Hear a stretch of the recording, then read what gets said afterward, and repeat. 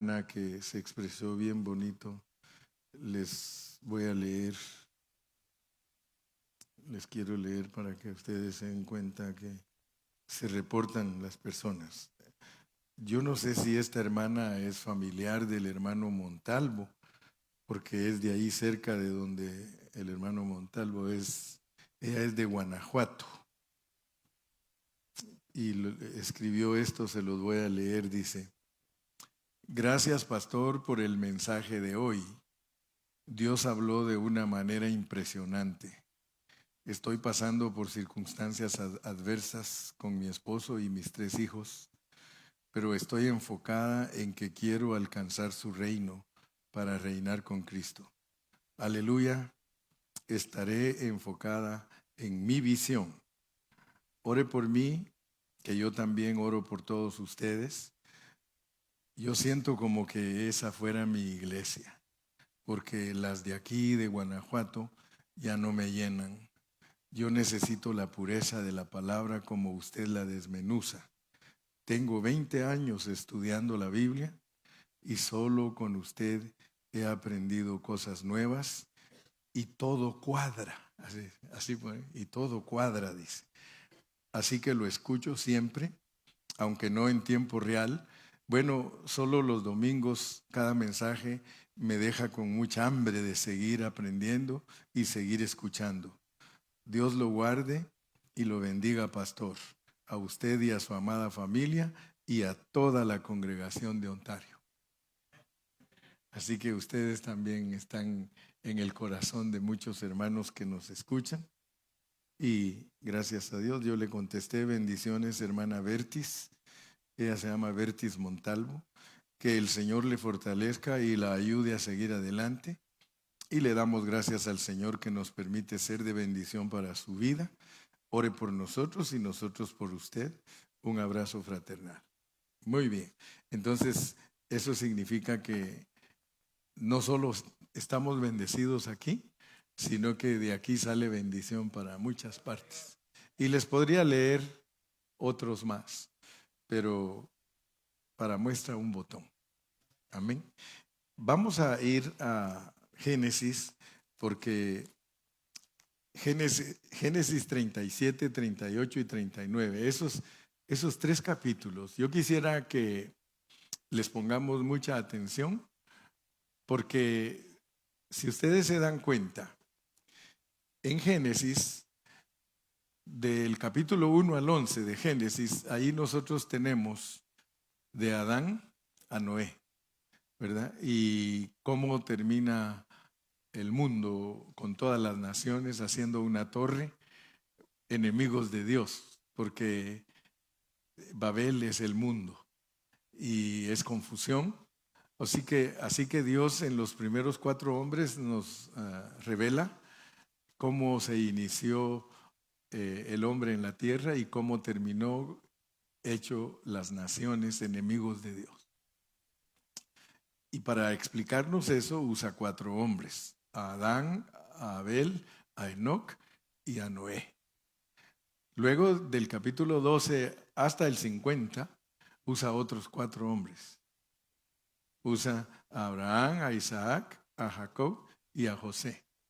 Y yo siempre les digo, de pilón nos habla de Efraín y Manasés. Pero si ustedes notan, el propósito de Dios a través de todos esos personajes es mostrarnos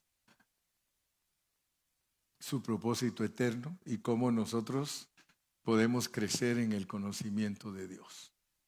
Entonces, cuando Dios me dirigió a enseñarles las 42 generaciones, lo que a mí me llamó pero grandemente la atención fue que lo más profundo de Mateo es dar a luz a Cristo espiritualmente, porque ahí están las pruebas fehacientes, ahí están las pruebas indudables de que lo que Cristo quería que entendiéramos era que su madre, sus hermanos y sus hermanas son todos los que hacen la voluntad de Dios, ¿verdad? Entonces descubrimos eso gracias al Señor. Yo sé que algunos cristianos no han descubierto eso, pero por la misericordia de Dios, Pan de Vida ha descubierto lo que Dios está esperando de nosotros. Y eso nos ha comprometido con Dios. En estos capítulos 37, 38 y 39 está el inicio de una vida madura. Hemos explicado que un personaje engendra a otro, lo cual significa que nosotros vamos de gloria en gloria. Y nosotros mismos tenemos en nosotros a todos esos personajes en una forma representativa. Porque nuestra fe representa a Abraham, nuestra herencia representa a Isaac, nuestra transformación representa a Jacob y nuestro reinar con Cristo representa a José. Y también les mencioné que aunque en la palabra de Dios se nos habla de tipos de Cristo, vimos que no todos los tipos de Cristo son perfectos, lo cual indica que Dios puede usar a cualquier personaje como tipo de Él, no necesariamente porque sea perfecto. Pero cuando nos pone a un hombre perfecto como fue José, nos está hablando de la perfección de Él que nosotros adquirimos posicionalmente, ¿verdad? Porque muchas veces nosotros disposicionalmente andamos muy mal. No somos personas muy dispuestas para vivir a Cristo, pero tenemos los dos aspectos. Y el aspecto más glorioso para nosotros es el aspecto disposicional, porque es vivir a Cristo. Pero no se puede descartar la doctrina, que es la que nos enseña a nosotros objetivamente y posicionalmente lo que Dios espera de nosotros. Amén. Entonces, como vamos de acuerdo, porque yo siempre le explico un poquito para ir entrando a los puntos siguientes. Entonces, cuando llegamos al capítulo 37 de Génesis, vamos a empezarlo a leer. Vamos a empezarlo desde el versículo 1, pero quiero, y mi carga es que no se les olvide, que ahí se inicia la vida madura. La vida madura de Jacob es José. Amén. La vida madura, o sea que Jacob le costó madurar, pero cuando ya estaba grande, él tenía a su hijo precioso. Él lo tuvo en su vejez, lo cual significa que es posible que en nosotros nos tome toda la vida para que nosotros podamos ser los que seamos aquellos que nos quitan las vestiduras viles. Vamos a sufrir por mucho tiempo, porque Jacob sufrió, pero él sufrió para ser transformado. Y logró que Dios lo transformara porque dio a luz a José. Pero José también sufrió. Ahora piensen bien que hay sufrimiento para el que está siendo transformado y hay sufrimiento para el que madura. Así que no nos escapamos del sufrimiento, seamos inmaduros o seamos maduros, no nos podemos escapar de Dios. Dios siempre va a tratar con nosotros. Habitó Jacob en la tierra donde había morado su padre, en la tierra de Canaán. Versículo 2. Esta es la historia de la familia de Jacob. José, siendo de edad de 17 años, apacentaba las ovejas con sus hermanos, y el joven estaba con los hijos de Bila y con los hijos de Silpa, mujeres de su padre, e informaba José a su padre la mala fama de ellos. Vamos a parar ahorita un ratito porque nos vamos a ir introduciendo despacito. Vamos a darnos cuenta que cuando uno va madurando, y estas son lecciones para nosotros. Cuando uno empieza a madurar, uno se mete a problemas, porque uno reporta la mala fama de los hermanos. Pero no estoy hablando de andar chismeando. Estoy hablando de que usted de rodillas se presenta ante Dios no para quejarse de los hermanos, sino para bendecirlos.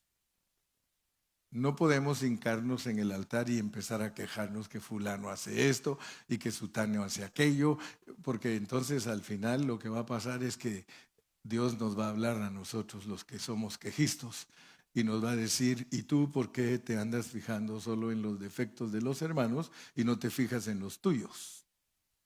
Aunque no me digan amén. Entonces, vamos a ir entendiendo pues la madurez, porque de nada nos sirve a nosotros reunirnos tanto si nosotros no maduramos, hermano.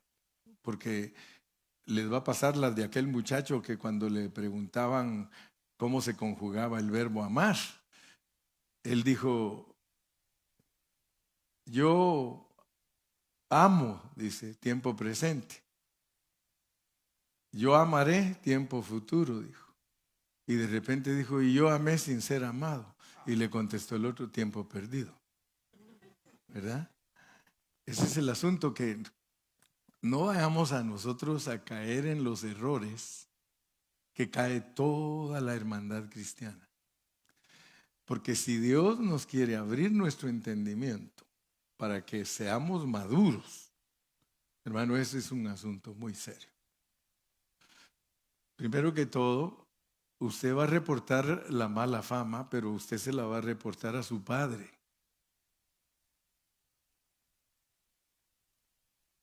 Informaba José a su padre. A su padre. Tenemos prohibido informarle a los hermanos. Solo a su padre le pueden ustedes informar. Y nuestro padre es Dios. Pero tengan cuidado cuando platican con él, porque yo me recuerdo que había un hermano hace años que siempre que oraba decía, Señor, tú sabes que yo no me junto con los hermanos fulano, sutano y mengano, porque ellos son bien carnales, porque ellos son así, son asá. Y dice que un día le habló Dios, quejándose él que no se juntaba con los hermanos porque son así, asá y asados. Y el Señor le dice, por eso es que yo no me junto contigo. Le dijo, por eso es que y él entendió. Yo no sé cuántos de ustedes quieren que Dios no se junte con ustedes, pero Dios le contestó su oración y le dijo, qué bueno que tú te das cuenta cómo son los hermanos, porque por eso es que yo no me junto contigo. Siempre que usted se quiera quejar, quéjese con su padre. ¿Aló? Y usted sabe que Él es el padre de los espíritus.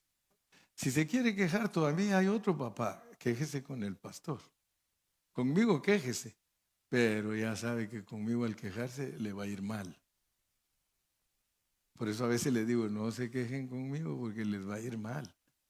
Porque cada queja que ustedes hagan es material para que yo predique. Ustedes no saben eso, pero el pastor, entonces, ¿para qué es pastor? ¿Para qué voy a ser pastor aquí si ustedes me dicen esto y esto y esto? Yo voy a predicar contra eso. Amén. Por eso le doy gracias a Dios por muchos de ustedes que son bien entendidos, porque una vez yo prediqué duro a un hermano y le dije, mira, disculpe, no se disculpe conmigo porque es mi obligación cumplir lo que usted predicó. ¡Ale, qué rico! Dije, ojalá todos fueran así, dije yo. ¿Sí? Versículo 3. Y amaba a Israel a José. Fíjese que estoy hablando que usted se vuelve amado cuando reporta. Usted se vuelve amado cuando reporta. Se vuelve amado. pero si lo reporta a su padre. Pero usted se vuelve aborrecible si le cuenta a todos los hermanos las debilidades de los hermanos. Y amaba a Israel a José más que a todos sus hijos porque lo había tenido en su vejez. Y le hizo una túnica de diversos colores. Yo he predicado lo que significan todos los colores. ¿Y por qué una túnica de diversos colores? No voy a dar más detalles porque hoy solo queremos tocar el principio de la madurez. El principio de la madurez. Versículo 4. Y viendo sus hermanos que su padre lo amaba más que a todos sus hermanos, le aborrecían y no podían hablarle pacíficamente. Si algo le molesta a nuestros hermanos, es que nosotros les digamos la verdad. Yo me puedo volver aborrecible para usted si yo le predico la verdad. ¿Sí? Y por eso es que no cualquiera nos puede exhortar. Muchos hermanos a veces dicen, no, es que el pastor es el único que me puede exhortar a mí. Y resulta que cuando lo exhorto no quiere ni que yo lo exhorte. Pero acuérdense, el pastor es un hombre que Dios pone para que nos exhorte, para que nos anime, para que nos reprenda, para que nos enseñe cómo nosotros podemos agradar a Dios. Y por eso es que la Biblia dice, sujetaos a vuestros pastores, porque ellos darán cuenta. Mira, mientras no se digan nombres, uno no está metiendo ningún problema. Ahora, si yo vengo y digo, es que este Dani y tal, y aún así a veces lo he hecho, pero cuando ya Dios me dice, ahora hazlo enfrente de todos para que aprenda y tenga vergüenza. Y así lo hizo. ¿Se acuerdan que a Moisés así le dijo, ahora les vas a decir enfrente de todos? Pero mientras no ha llegado el problema a un extremo, no se dicen nombres. Ya si alguien lo quiere agarrar, ya es personal el asunto. ¿Ah? Que Dios tenga misericordia, ¿verdad? Y yo me juego el todo por el todo, hermano. Yo me juego, mire, el pastor que quiere agradar a los hermanos y no les dice la verdad, no es siervo de Dios. Pero el pastor que nos dice la verdad, ese es siervo de Dios. Porque aquí me juego el todo por el todo, que se vayan de la iglesia. Porque algunos dicen, no, ya, mira, aquí ya no la hago. Pues, ¿qué vamos a hacer si no quieres ser humilde, si no quieres aprender, si no quieres amar a los hermanos? Y dice la Biblia, en esto conocerán que eres mis discípulos, en que os améis los unos a los otros. ¿Verdad? Pero a veces el diablo engaña a los hermanos.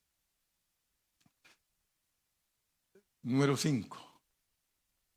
Y soñó José un sueño y lo contó a sus hermanos y ellos llegaron a aborrecerle más todavía. Porque aquí tenemos que aprender que para madurar tenemos que tener visión. Si Dios no nos da un sueño, porque primero nos va a decir que nos ama y nos va a dar sueño, nos va a dar visión. Noten ustedes pues que cuando alguien va a madurar, tiene que recibir visión. Y por eso hablé Apocalipsis 1:12. Vamos a regresar al 5 en un minuto, pero vayamos a Apocalipsis 1:12. Apocalipsis 1:12. Y me volví para ver la voz que hablaba conmigo. Y me volví para ver la voz que hablaba conmigo. Y por muchos años les he enseñado que estas son expresiones que, hablando en plata pura, si la queremos sujetar a la regla gramatical, no se puede, porque ¿desde cuándo usted ve la voz? Ve la voz. Pero la idea de Dios es que así como nos está diciendo allá en el Antiguo Testamento que le dio sueños a José, todo el tiempo que Dios nos habla a nosotros, nos da una visión. Por eso ustedes ven a los profetas que Dios les daba una película y les decía lo que tenían que hacer. Así está la Biblia. Una visión y lo que uno tiene que hacer.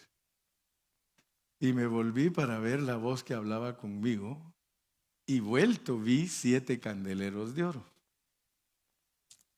Cuando Dios le habló a Juan, Dios quería que Juan viera la voz, porque ver la voz es ver 7 candeleros. Y me volví para ver la voz que hablaba conmigo, y la voz que hablaba con él era 7 candeleros. Entonces nosotros, para madurar, porque estamos usando a José de ejemplo, que para madurar tenemos que tener sueño, visión. En el caso de Juan, Dios quería que él viera la iglesia, que la iglesia son candeleros de oro. Usted, a los ojos de Dios, todos nosotros somos de oro, candeleros de oro. Las iglesias son candeleros de oro. Regresemos pues a Génesis 37, 5. Génesis 37, 5.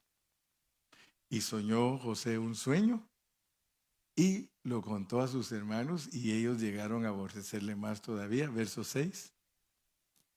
Y les dijo, oíd ahora este sueño que he soñado. Fíjense que José es un tipo perfecto de Cristo. Aquí se inicia su madurez. Y él les va a contar a sus hermanos y les dice, miren lo que soñé. Y ahorita les va a decir lo que soñó. Esta es la visión. He aquí que atábamos manojos en medio del campo. Y he aquí que mi manojo se levantaba y estaba derechito. Y los manojos de ustedes estaban alrededor y ustedes se inclinaban al mío. Fíjese pues, no se necesitaba saber interpretar sueños para que ellos, porque ellos entendían lo que les estaba diciendo. Este soñador, él cree que va a reinar al lado de nosotros y que nosotros nos vamos a rendir a él. A este hay que matarlo. Fíjese cómo es posible que la visión de nosotros despierte enojo, conspiración y traición. ¿Qué les parece? ¿Qué les parece a ustedes que cuando Dios le da visión a una persona, se despierta enojo, se despierta conspiración, se despierta traición? Por supuesto que, fíjense la plenitud de la interpretación de la palabra, porque ahí está hablando de Cristo, de cómo lo iban a odiar sus hermanos y que lo iban hasta matar. Pero para nosotros la lección objetiva es nuestra madurez cristiana para dar a luz a Cristo, para ser Josés. Nosotros estamos estudiando que Dios quiere que seamos Josés, que damos a luz a Cristo. Versículo 8. Le respondieron sus hermanos, ¿reinarás tú sobre nosotros o señorearás sobre nosotros? Y le aborrecieron aún más a causa de sus sueños y de sus palabras. Aplicando pues la palabra en una forma correcta. Si nosotros somos personas que tenemos visión de Dios y Dios nos ha revelado muchas cosas para ayudar al pueblo de Dios, a nosotros nos van a aborrecer. Y van a decirnos que somos soñadores. Ay, fulano se cree esto, el otro. Versículo 9. Soñó aún otro sueño y lo contó a sus hermanos diciendo, he aquí que he soñado otro sueño Y he aquí que el sol y la luna y 11 estrellas se inclinaban a mí. Ahora tocó al papá y la mamá. Imagínense. ¿Qué pensarían ellos? Este no solo se cree la mamá de Tarzán, el papá de los pollitos, sino que ahora miren hasta a mi papá y a mi mamá. Y sigamos y van a ver. Versículo 10.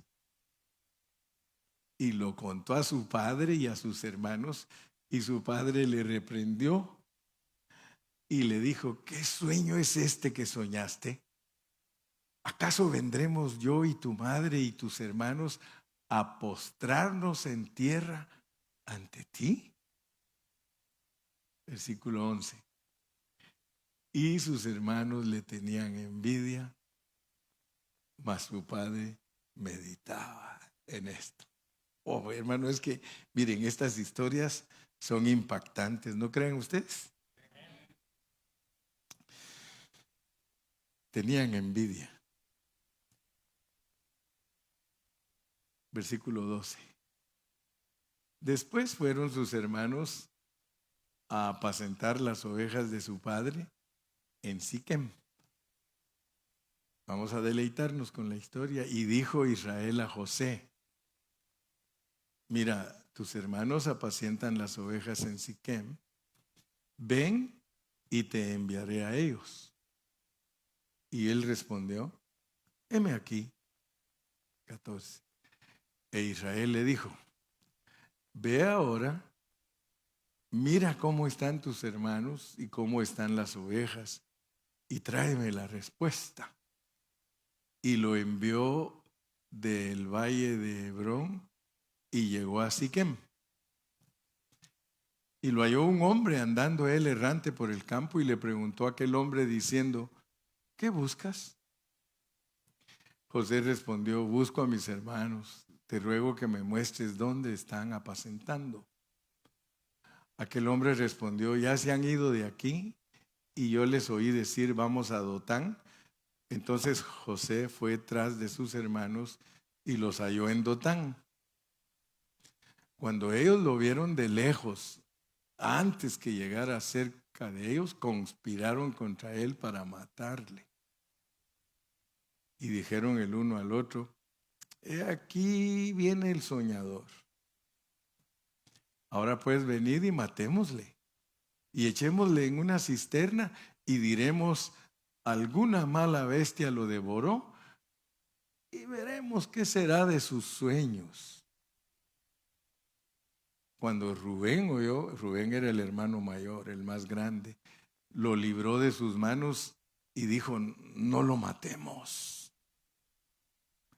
Y les dijo Rubén: no derraméis sangre, echadlo en esta cisterna que está en el desierto, y no pongáis mano en él, por librarlo así de sus hermanos, para hacerlo volver a su padre. Sucedió pues que cuando llegó José a sus hermanos, ellos quitaron a José su túnica, la túnica de colores que tenía sobre sí, y le tomaron y le echaron en la cisterna, pero la cisterna estaba vacía, no había en ella agua. Y se sentaron a comer pan, y alzando los ojos miraron, y he aquí una compañía de ismaelitas que venía de Galaad, y sus camellos traían aromas, bálsamo y mirra, e iban a llevarlo a Egipto. Entonces Judá dijo a sus hermanos: ¿qué provecho hay en que matemos a nuestro hermano y encubramos su muerte? Venid, vendámosle a los ismaelitas, y no sea nuestra mano sobre él, porque él es nuestro hermano, nuestra propia carne. Y sus hermanos convinieron con él. Y cuando pasaban los madianitas mercaderes, sacaron ellos a José de la cisterna y le trajeron arriba, y le vendieron a los ismaelitas por 20 piezas de plata, y llevaron a José a Egipto. Después Rubén volvió a la cisterna y no halló a José adentro, y se rasgó los vestidos. Y volvió a sus hermanos y dijo: el joven no aparece, ¿y yo a dónde iré? Entonces tomaron ellos la túnica de José y degollaron un cabrito de las cabras y tiñeron la túnica con la sangre. Y enviaron la túnica de colores y la trajeron a su padre y dijeron: esto hemos hallado, reconoce ahora si es la túnica de tu hijo o no. Y él la reconoció y dijo: la túnica de mi hijo es. Alguna mala bestia lo devoró, José ha sido despedazado. Entonces Jacob rasgó sus vestidos y puso cilicio sobre sus lomos y guardó luto por su hijo muchos días. Y se levantaron todos sus hijos y todas sus hijas para consolarlo, mas él no quiso recibir consuelo y dijo: descenderé enlutado a mi hijo hasta el Seol. Y lo lloró su padre. Y los madianitas lo vendieron en Egipto a Potifar, oficial de Faraón, capitán de la guardia. Ahí termina, ¿verdad? No termina ahí, ¿o sí? Ok. Bueno, entonces ahora ya tenemos para hablar. ¿Cómo es posible? ¿Cómo es posible que los hermanos en carne? Porque ahí lo que Dios nos quiere mostrar es lo que son capaces los hermanos en la carne. Se supone que uno con sus hermanos en la carne debe de llevarse bien, ¿no? ¿Sí o no? Debe amarse, debe respetarse. Pero imagínense ustedes cuán diabólico se puede volver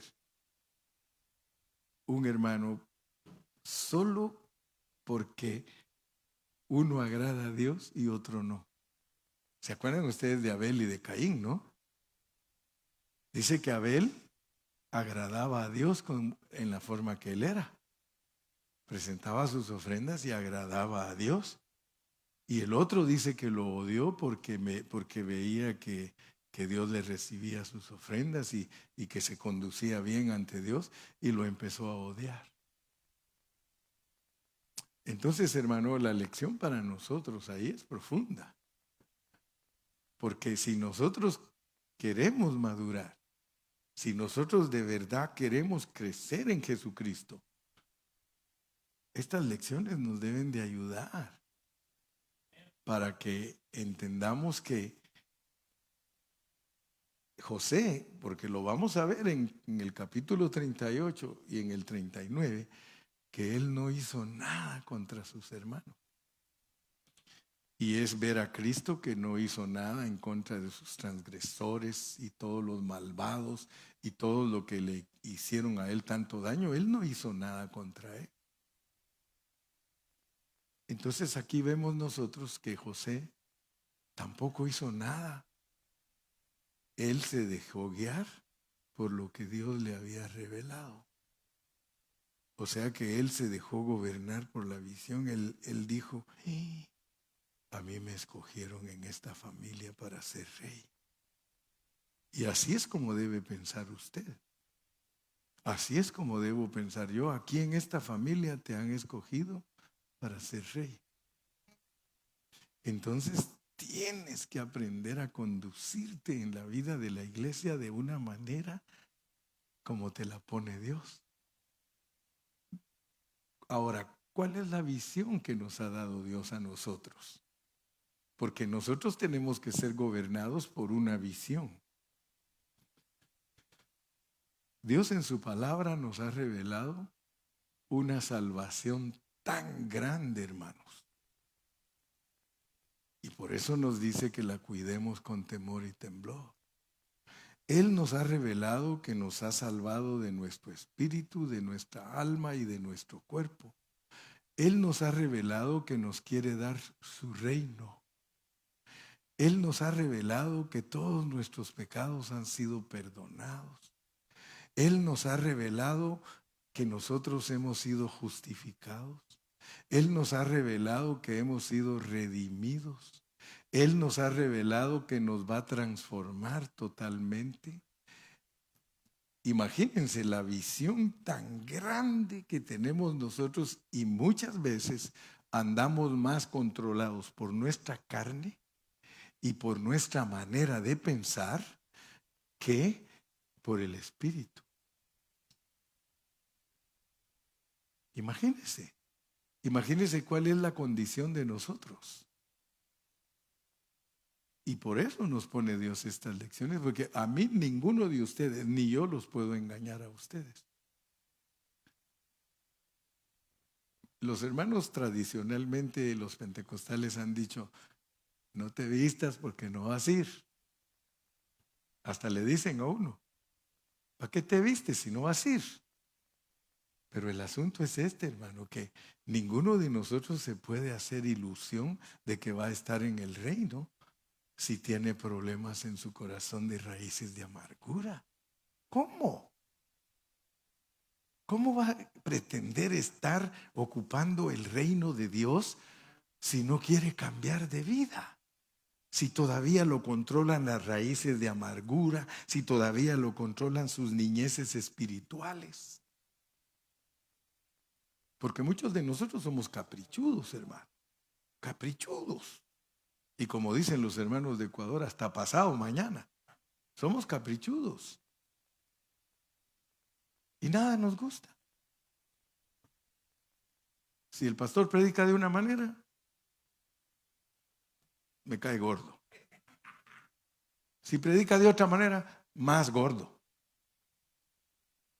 O sea, hermanos, tenemos que pedirle a Dios que nos ayude para que esta palabra se haga carne en nosotros.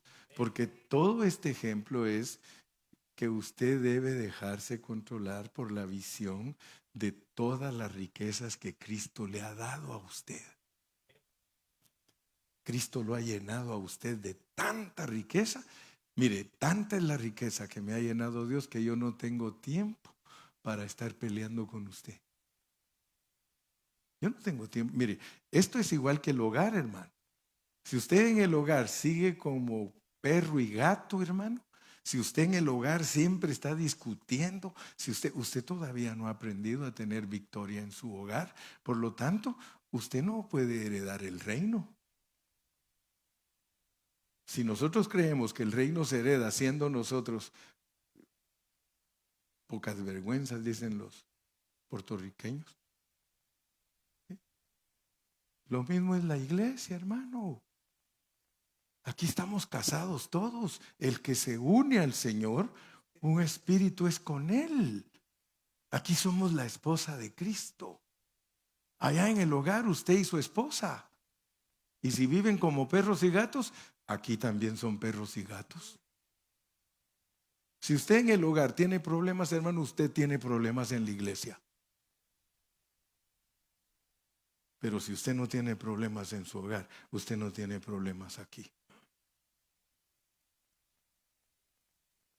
Yo me acuerdo de una hermana que es muy querida para nosotros y no se dicen nombres. Sí, pues si no se ponen celosos. Ella decía, hermano Carrillo, dice, cuando mis hijos estaban chiquitos yo criticaba a todas las mamás que tenían hijos chiquitos.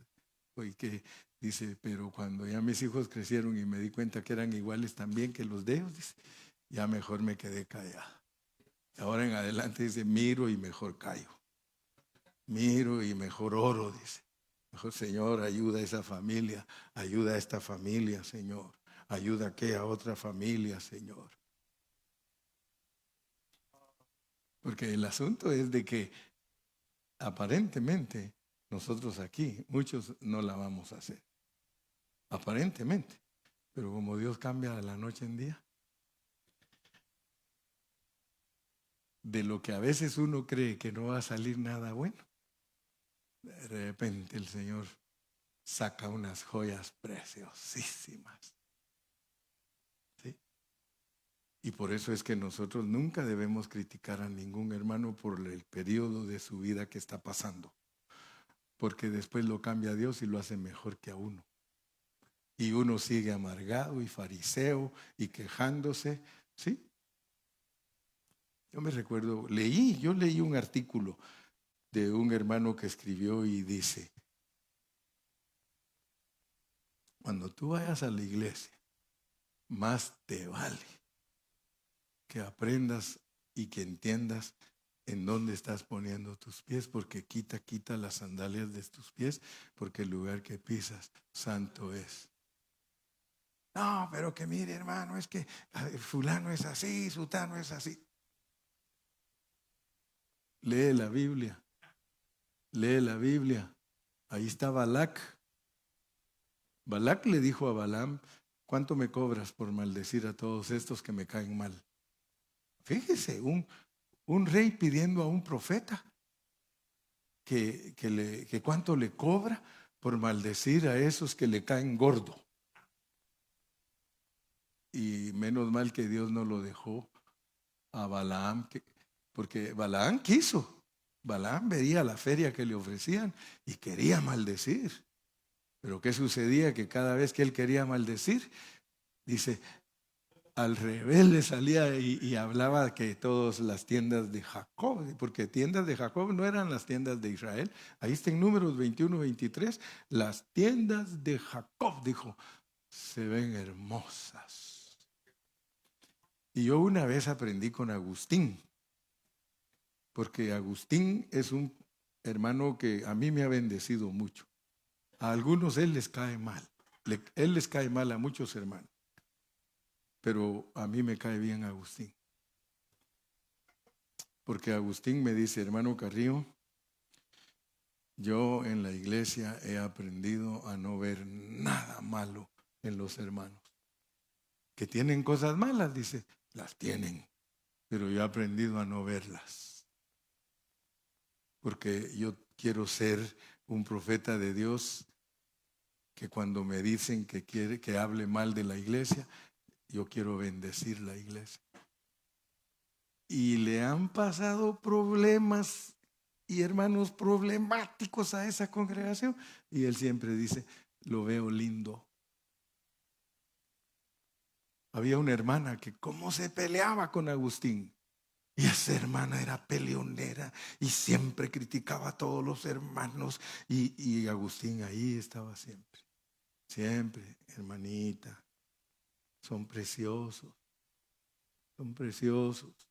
Mira, yo no te quiero decir que tú eres fea, hermana, porque de la manera que te comportas eres horrible, hermana. Pero yo quiero verte bonita. Y mire, así la trató, se fue de la iglesia. Y me recuerdo que cada vez que yo iba a dar un seminario, se me acercaba: pastor, quiero hablar con usted. Yo ya sabía lo que me iba a decir. Es que pastor, es que Agustín, que aquí, que allá, no sé cuánto. Que ya solo faltaba que me dijera que Agustín es el diablo. Y yo le decía: hermana, pero él la ha aguantado a usted. Usted ha sido así, así, así. Mire, yo no soy el pastor de aquí, pero a mí me informan. Y a mí me han informado que usted es así, así, así, así. Se fue como 3 años de la iglesia. En el último seminario que tuve, dice: ¿sabe qué, pastor? Dice, no me hallo en otra congregación. Pues véngase, le digo, pídale perdón al pastor y véngase. Gracias a Dios, ahí está otra vez. ¿Sí? Pero es que muchas veces Dios tiene que tratar con uno. Dios tiene que tratar con uno.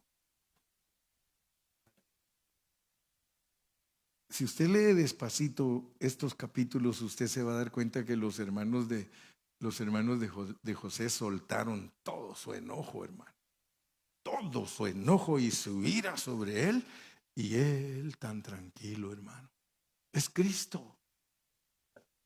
Todo lo que le hicieron al Señor Jesucristo, hermano, y él perdona a los padres porque no saben lo que hacen. Les pone parábolas. A ver, ¿quién de ustedes? Miren, un hombre era así, así, así, y el otro era así, así. ¿Quién creen ustedes que salió? Sí sabían contestar quién era el justificado, pero nunca agarraban la onda. Porque muchos de nosotros sí sabemos quién está en lo correcto, pero nunca tenemos la capacidad para arreglar esas situaciones.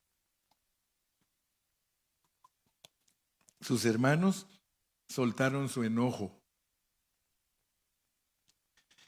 Pero ¿qué sucedió? ¿Qué sucedió? Si seguimos leyendo, porque se los voy a resumir para que ya después pasemos a María, ¿va? Porque ya hablé bastante de José y hay que hablar de María. Y después vamos a hablar de Cristo, porque de José y María y Cristo. Y cuando lleguemos a Cristo vamos a aprender muchas cosas. Pero quiero que vean pues que llegó el hambre.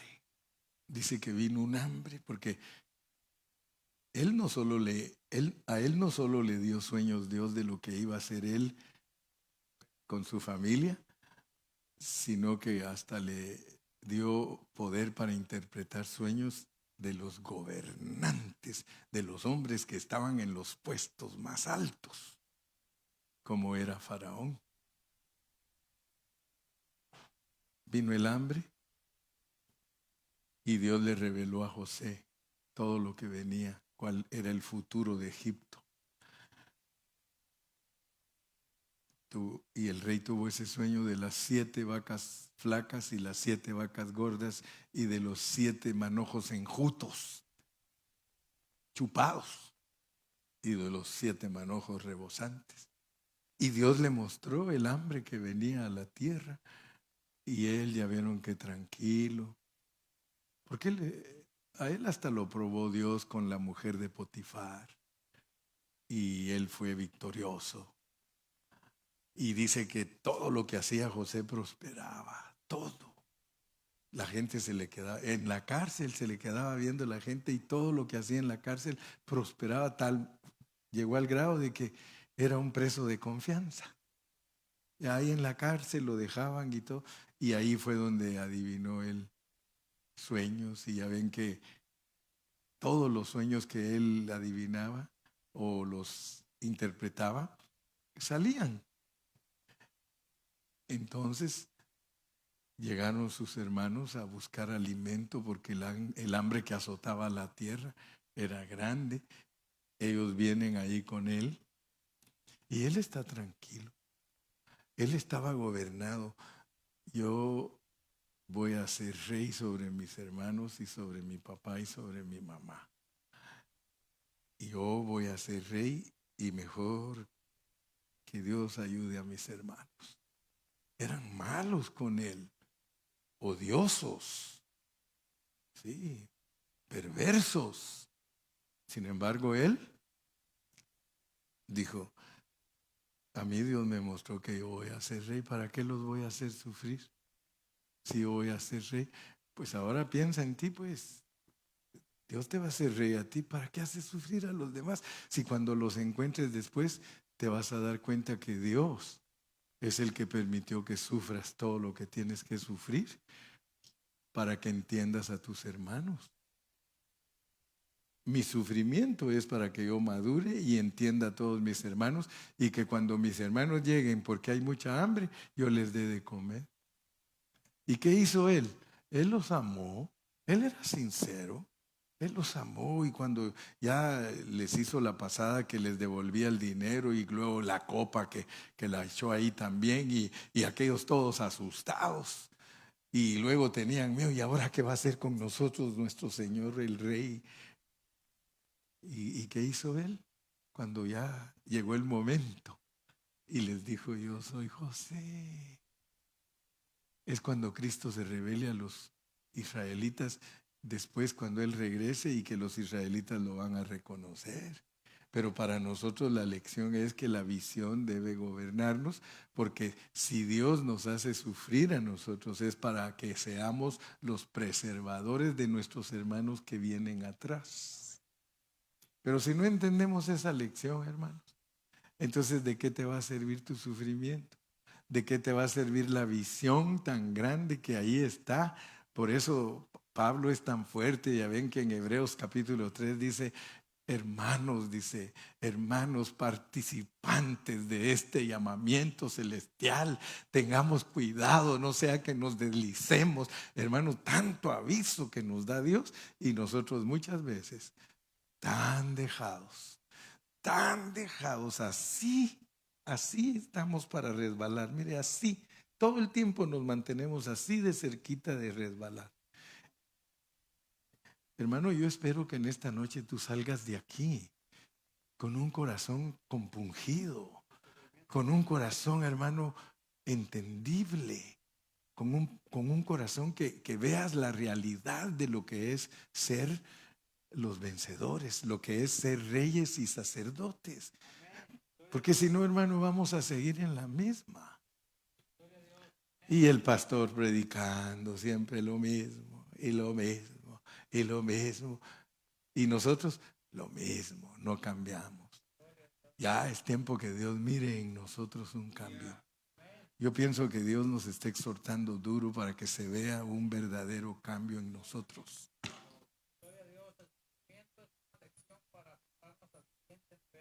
No, y si le doy el tiempo a aquel, le empieza a darles duro también.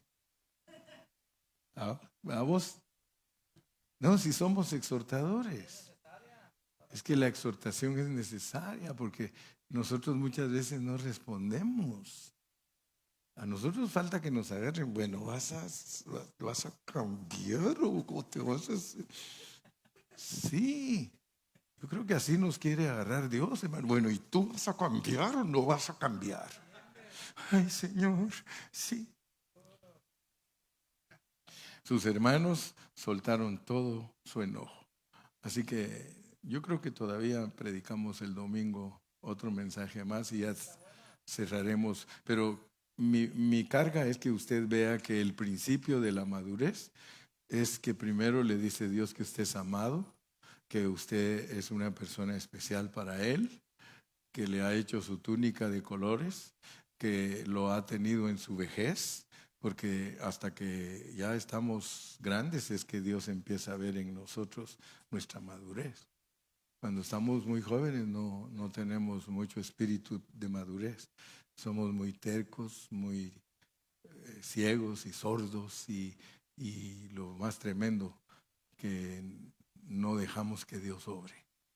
Pero ya cuando las personas están entrando a una edad donde se dan cuenta que el tiempo se está yendo y que no hemos podido ver la transformación y que no estamos yendo de gloria en gloria, sino que vamos de como los cangrejos, para atrás y para atrás y para atrás, hermano. Que Dios nos ayude. Padre Celestial, en esta noche te pedimos, Padre, que ayudes a todos nuestros